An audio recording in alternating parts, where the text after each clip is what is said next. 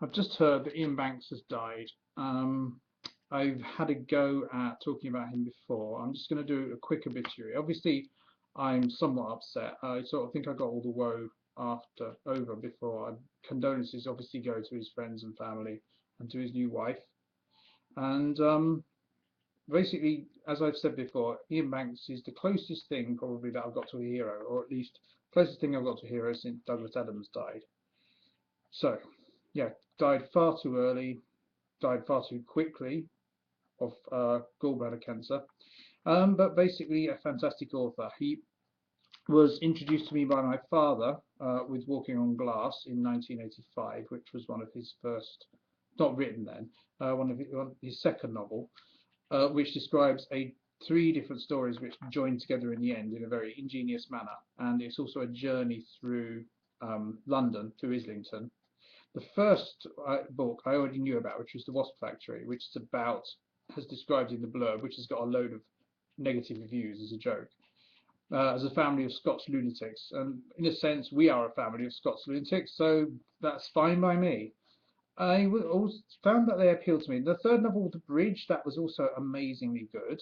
That began to have hints of science fiction now, although some of the bits of Walking on Glass are quite science fiction-y as well. And it turned out that actually all the time, all along, he wanted to write science fiction. But his mainstream stuff is also brilliant. For example, The Crow Road is really, really good. I'm not going to say anything sensible. Obviously, my favourite invention is the culture, which I've mentioned before and I've gone into, so I'm not going to talk about that now. But one really, really good book of his I like is Against the Dark Background, which depicts a society which has grown up in an isolated solar system way outside any other galaxies. So it's just one star, one solar system, way out in the middle of nowhere. And what happened? And one of the best bits of that is where people get kidnapped by a gang of solipsists, i.e. people that don't believe anyone else exists, which is really funny. And another thing is the lazy gun, which is the only weapon ever invented which has a sense of humour. This is the least realistic, least hard science fiction of any of Ian Banks's inventions. He was, in a sense, he said he was trying to write science fiction, but people didn't like it, so he tended to turn things into non-science fiction. So, for example, the setting on remote Scots Island is supposed really to be a planet, but he had to alter it in order for it to work. I think the main thing that interests me about him, well, I mean, I can't say the main thing that interests about him, because he's bloody fantastic in every way, or he was.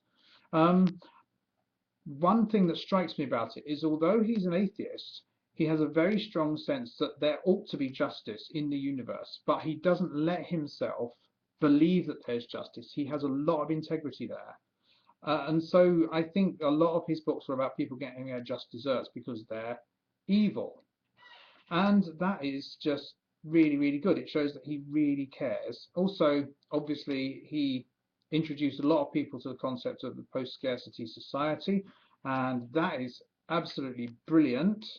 What else is there? I've really only sort of gone on about his science fiction. I do like his mainstream stuff just as much. It's just that those are the things that are coming to mind right now. So if you like this video, please rate, comment, share, and subscribe. If you dislike it, tell me why so I can improve. I wish I wasn't making this video, but here I am making it, and I'll see you. I will see you talking. I can't see anything. I'll see you tomorrow.